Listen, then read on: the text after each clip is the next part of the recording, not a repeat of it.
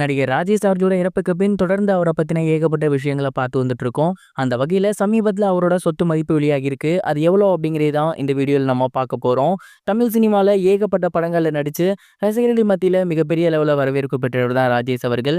இவர் வெள்ளித்திரை, சின்னத்திரை மட்டும் இல்லாமல் டப்பிங் ஆர்டிஸ்ட், எழுத்தாளர் அப்படின்னு பன்முகத்தன்மை கொண்டவர். இப்படியாப்பட்ட இவர் இன்னைக்கு காலையில் இறந்து போயிருக்காரு அப்படிங்கிறது உண்மையிலேயே தமிழ் சினிமாவுக்கு மிகப்பெரிய ஒரு சோகத்தை ஏற்படுத்தியிருக்கு அப்படின்னு தான் சொல்லணும். இந்த ஒரு நேரத்தில் தொடர்ந்து அவரை பற்றி நிறைய செய்திகள் வந்துகிட்டு இருக்கு. அந்த வகையில அவரோட சொத்து மதிப்பு எவ்வளோ அப்படிங்கிறது தெரிய வந்திருக்கு. இவர் கிட்டத்தட்ட 40 வருஷத்துக்கும் மேல தமிழ் இண்டஸ்ட்ரியில இருந்து வந்துட்டு இருக்காரு. ஆரம்ப காலகட்டங்கள்லயே பல படங்கள்ல ஹீரோவா நடிச்சிருக்காரு. அண்ட் அதுக்கப்புறம் ஏகப்பட்ட படங்கள்ல குணச்சித்திர வேடங்கள்ல நடிச்சிருக்காரு. ஒரு படத்துக்கு இவரு குறிப்பிட்ட லட்சம் அப்படின்னு வாங்கினா கூட படங்களின் வாயிலாகவே இவரு பல கோடி சம்பாரிச்சிருக்காரு. மேலும் இவருக்கு சென்னையிலேயே 2 வீடுகள் இருந்திருக்கு. அதுல ஒரு வீடு பாத்தீங்கன்னா இவங்க சொந்தமா வசிக்கிறது. அண்ட் இன்னொரு வீடு பாத்தீங்கன்னா முழுக்க முழுக்க சினிமாக்காக மிகப்பெரிய ஒரு பங்களா மாதிரி கட்டி இருந்திருக்காரு. அதாவது அதில் ஷூட்டிங் எடுக்கிறது, சீரியல்ஸ் எடுக்கிறது, இந்த மாதிரியான விஷயங்களுக்காக மட்டுமே ஒரு வீடு வந்து ரொம்பவே முக்கியமான இடத்துல கட்டியிருந்திருக்காரு. அண்ட் அந்த ஒரு வீட்டை கூட பார்த்தீங்கன்னா எம்ஜிஆர் அவர்கள் தான் வந்து திறந்து வச்சிருந்தாராமா. அந்த அளவுக்கு அப்பவே பார்த்தீங்கன்னா பல கோடி மதிப்புள்ள ஒரு வீட்டை வந்து அவர் கட்டியிருந்திருக்காரு. அண்ட் அதோட மதிப்புலாம் இன்னைய ரேட்டுக்கு பார்க்கும்போது கண்டிப்பாக 10 கோடிக்கு மேலே இருக்கும் அப்படிங்கிற மாதிரி சொல்லி வந்துட்டு இருக்காங்க.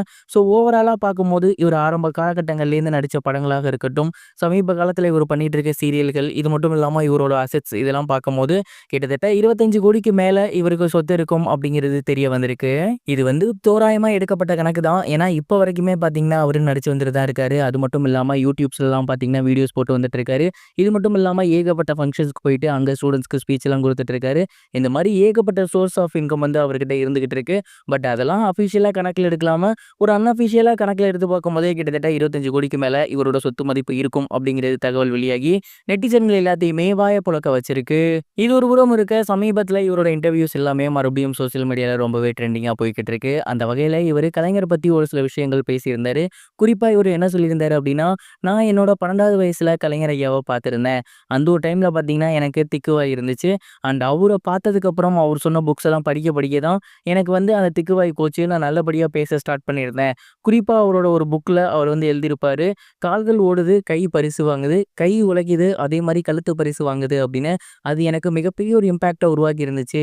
அவரோட சின்ன வயசுலேயே அவர் எப்படி இந்த அளவுக்கு மிகப்பெரிய அளவில் யோசிச்சாரு, இந்த மாதிரியான விஷயம்லாம் அவருக்கு எப்படி இருந்துச்சுன்னு தெரில. இன்ஃபேக்ட் சொல்ல போனால் நான் எழுத்தாளன் ஆகணும் அப்படிங்கிறதுக்கு ஆசைப்பட்டதே அவர் தான் அப்படிங்கிற மாதிரி கலைஞர் ஐயாவை பற்றி ஏகப்பட்ட விஷயங்கள் ரொம்பவே எமோஷ்னலாக பேசியிருந்தாரு. அண்ட் அது போக அவர் சினிமாவில் எப்படி நுழைஞ்சிருந்தாரு, ஆரம்ப காலகட்டங்களில் அவருக்கு எப்படி வாய்ப்பு கிடைச்சிச்சு அப்படிங்கிறதெல்லாம் கூட பேசியிருக்காரு. அந்த ஒரு வீடியோஸ் எல்லாமே இப்போ சோசியல் மீடியாவில் ரொம்பவே ட்ரெண்டிங்காகவும் போய்கிட்டு இருக்கு. இது வரைக்கும் கனெக்டிங் டிவிக்கு சப்ஸ்கிரைப் பண்ணனா மறக்காமல் சப்ஸ்கிரைப் பண்ணிக்கங்க. உடனடி அப்டேட்ஸ் பெறுவதற்கு நோட்டிஃபிகேஷன் பெல்லையும் கிளிக் பண்ணிக்கங்க.